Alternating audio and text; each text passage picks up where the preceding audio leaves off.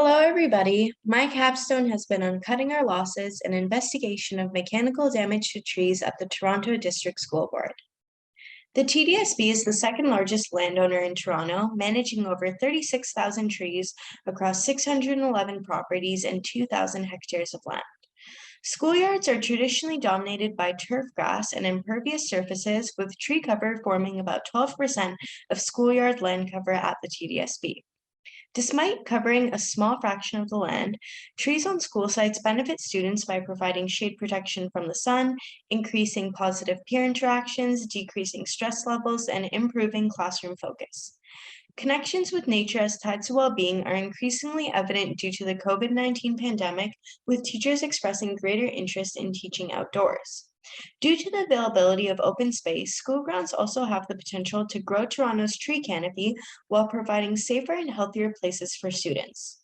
The TDSB's large tree planting program has facilitated the annual planting of 300 trees on schoolyards since 2007. However, a limit to the long-term growth and sustainability of the TDSB's urban forest is the prevalence of avoidable damage to trees by landscaping equipment, particularly lawnmowers. The practice of managing manicured lawns, seen as aesthetically pleasing, has made turf grass a significant component of urban green spaces. The most common turf grass species used in North American landscapes are high water demanding European non-natives, such as Kentucky bluegrass, Poa pratensis. The species is favored for its rapid growth in a variety of conditions, but due to its short roots, its greatest weakness is that it doesn't withstand drought conditions and yellows in the summer heat. According to the US EPA, 30% of residential water is directed towards outdoor lawn use, making it the largest irrigated crop in North America. The maintenance of turf lawn is now a multi-billion-dollar industry, requiring a large resource investment of human labor, water for irrigation, fertilizers to hasten growth, and fossil fuels for running landscaping equipment. The consequences of the industrial lawn are a decrease in pollinator and plant diversity, the redirection of vital freshwater resources, polluting runoffs from fertilizers, contributions to climate change, and its least explored life cycle cost, damages to trees. Mechanical damage refers to any injury to the tree's stem or roots caused by lawn maintenance equipment and which compounds stress on urban trees. Wounds caused by lawnmowers are often of varying depths and severity due to the irregular shape of cuts. While they don't always kill a tree, they increase a tree's vulnerability to desiccation and infection by providing an opening for disease and pests. Wounds affecting the inner bark trigger the tree's compartmentalization process, whereby the tree isolates damaged tissue from intact, healthy sections of its inner bark. Since tree resources are redirected towards compartmentalizing the damage, wounds negatively impact tree vigor and reduce tree growth.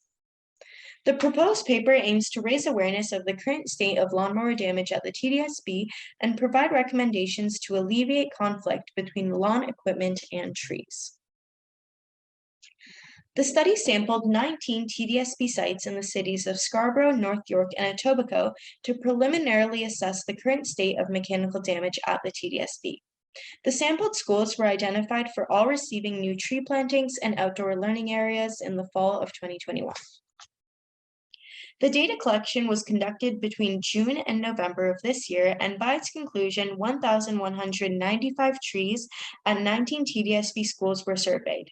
Each tree included in the dataset was measured using neighborhoods for its species name, diameter at breast height, percentage of hard surface area, and presence or absence of a tree cage. Additionally, the location of wounds, either on the surface roots or trunk, and the number of wounds, 1 or greater than 1, were recorded to survey the mechanical damage to trees. The assumption was that all basal wounds within the bottom 10 centimeters of a tree were caused by lawnmower damage based on an average mowing height of 7 to 9 centimeters. Damage was counted when a wound either exposed or injured the inner bark of a tree. A z-test was used to determine whether there is a significant relationship between different proportions, such as the proportion of trees with damaged surface roots and the proportion of trees with a damaged trunk. A chi-square test was used to determine whether frequency of mechanical wounding has a relationship to its DBH, school site, or damage repetition. Tree DBH was grouped into 4 size classes based on neighborhoods for data analysis. All analyses were conducted using R software with a relationship of significant difference output as p is less than 0.05. Additionally, a relevant literature review of the University of Toronto library system was completed related to the topics of mechanical damage and tree protection to develop the paper's recommendations.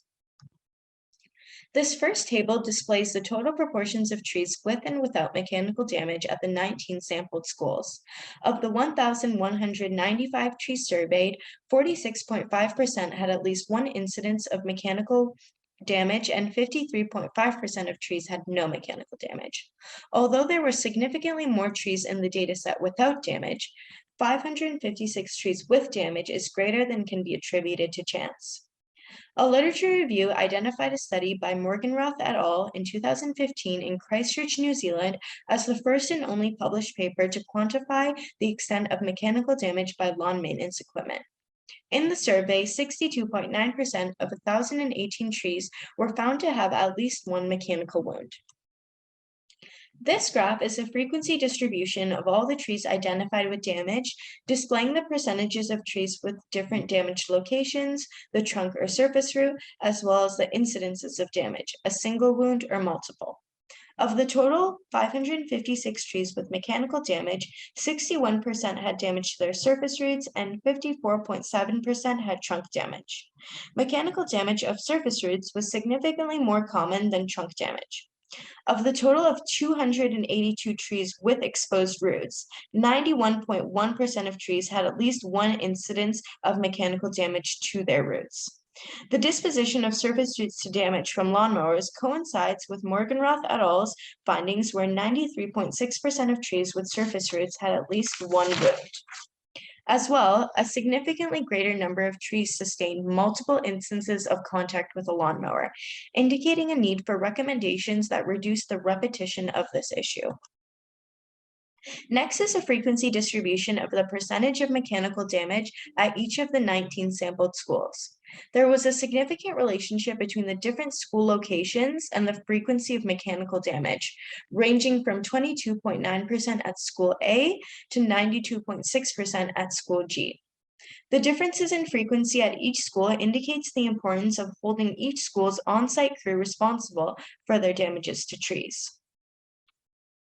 There was also a significant relationship between the DBH size class of trees and the frequency of mechanical damage. This graph displays the total number of trees in each of 4 size classes, as well as the total number of trees with damage.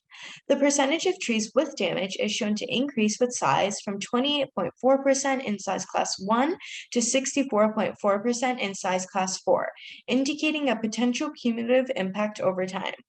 This is likely as older trees are exposed to lawn maintenance for a greater number of years, increasing their level of risk. The final table is a summary of trees with and without a metal cage, indicating the proportion of trees with damage. Of the trees surveyed without a metal cage, 55% had at least one incidence of mechanical wounding, compared to 20.6% for trees with a metal cage. There was a significant difference between these proportions of damage, indicating that metal cages provide more protection to trees than when they are not present. The mechanical damage of trees in metal cages is likely due to the extension of surface roots outside the barrier, as well as a 10-centimeter opening for weed trimmers at the bottom of some cages. To expand on the current study's methods, the severity of mechanical damage should be scored from 1 to 3 using neighborhoods to record what percentage of the circumference is negatively impacted. According to the literature on mechanical wounding, damage around 50% or greater of a tree circumference is often considered the critical value for resulting in tree death. Further data collectors should additionally record number of wounds beyond the variable of 1 or greater than 1 used in the study to keep track of the frequency of damage at each school over time. Surveying for mechanical damage as part of regular tree inventories by MFC students will support the accountability of maintenance workers at school sites and increase the sample size of the study. Another limitation was the assumption that all wounds within the bottom 10 centimeters of a tree were caused by lawn damage, leading to a possible overestimation of results. An improvement of the study would be to observe operators during lawn maintenance to develop recommendations on how the machinery could be more effectively used around trees. The TDSB must ensure that a set of best practice guidelines for lawn mowing is in place in order to proactively prevent mechanical damage to trees. The principal should instruct their mowing crew by speaking with them directly and distributing educational materials or requiring annual training to demonstrate an expectation of greater diligence. Potential consequences of mechanical damage include tree decline and thus the direct costs of tree removal, replacement, and maintenance of hazards, as well as the opportunity costs of lost tree benefits to the community. Although the increased costs of tree replacements due to mechanical damages are not recorded, there must be accountability moving forward should premature tree loss occur.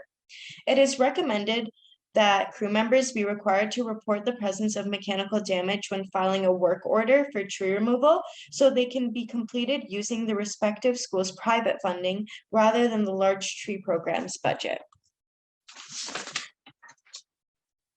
Trees identified with damage should be monitored for decline and hazard potential as part of effective risk management.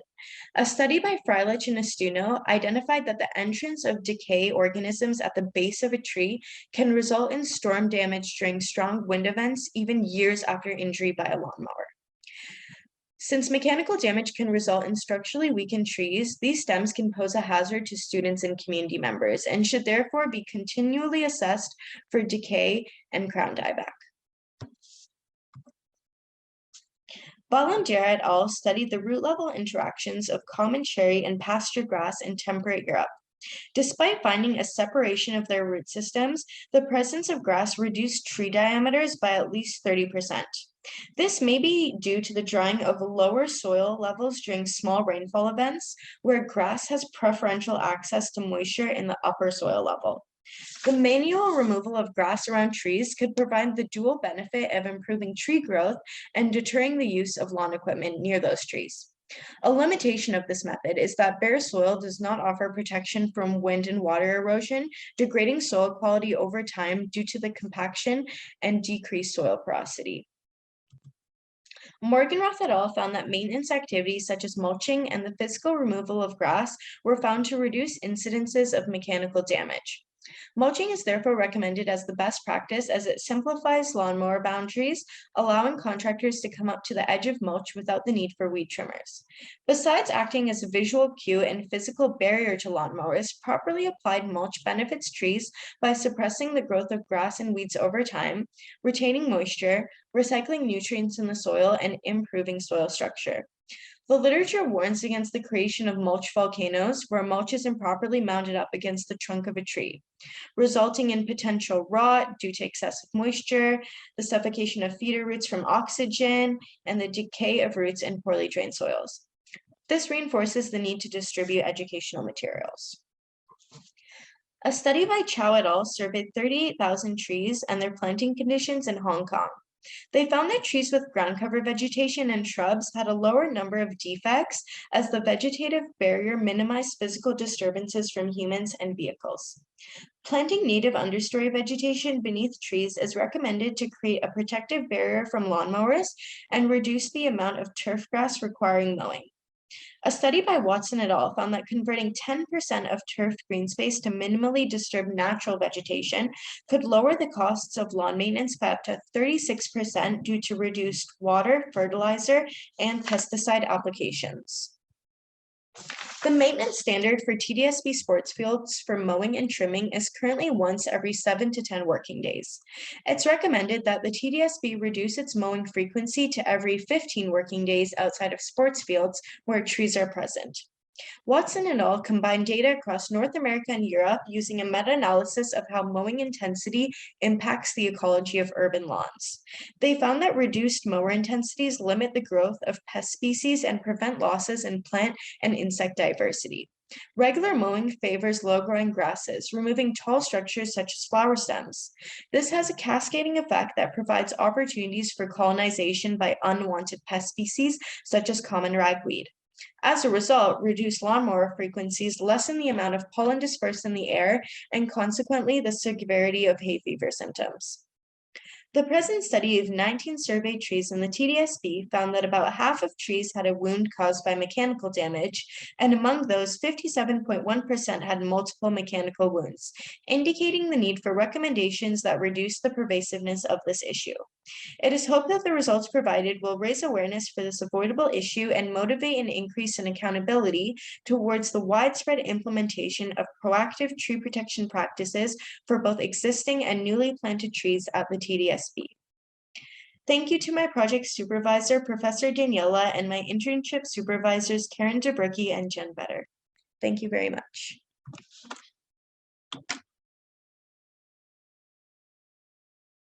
Karen, would you like to lead us off? Oh, sure. Thanks, Darya. That was so informative and also horrific, and at the same time, it's just shocking to see just how prolific the damage to our trees are. And I know through all of our discussions this past during the summer, it's ongoing, and it's a source of incredible frustration for me when you don't have control over the staff or the crews that are actually doing the damage, nor do they seem to care. So definitely education is a piece that is lacking at the board, and is something that we are trying to work on, and just hopefully instilling some kind of appreciation or understanding why we've got to be so much more careful around trees. But having said that, as you can see, and you made a note that we do through our program, we do 10 gauge caging on our trees, and that's been a practice. I think we've been in the last, we've started, I think probably in the last 10 plus years.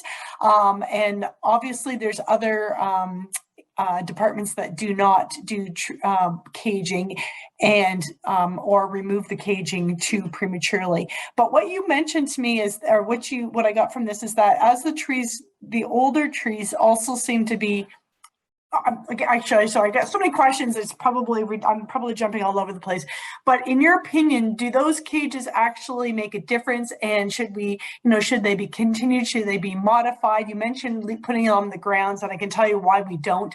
But in your opinion, do these cages make a difference? And should we continue with them? Should they be left on longer? What's your thought on that?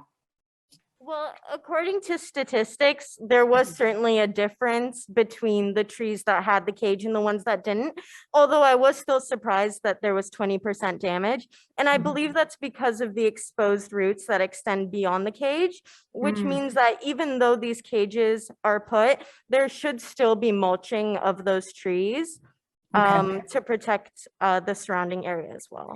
And just out of curiosity, did you mention that, is it better, so I didn't quite get it. There's a lot of information. Is it okay or better to have grass up against the trunk of the tree, or is it better, or should we be doing like a bigger mulched area, or should those trees that do have grass up there, should they be mulched just from protection from the trimmers? And I think that seems to be a lot of our issues with some of those trees too. Am I correct? Yeah, I apologize. And I would love to present to you again privately, because I didn't get to reach my section on mulch. I was way faster when I practiced this at home. But ultimately, the argument about grass is that it shouldn't be up against the tree. But if you're just removing grass and leaving the surrounding area bare, that is an issue for further compaction.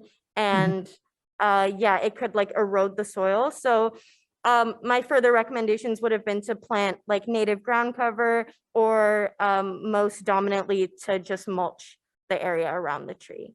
Mulch the trees. Okay. And do you find that, I don't know if you had a time, or if you've noticed that, is this more prevalent in these one of trees, or in groups of trees, or is there any kind of planting layout that might help with this? Or is there any other recommendations you can suggest that might help to minimize any future damage to our trees? In terms of location, I did not see a trend. Okay. It seemed like it was, unfortunately widespread, and maybe was more of a difference between schools and those site crews and how they were mowing. Okay. Thanks, Darya. Thank you, Karen.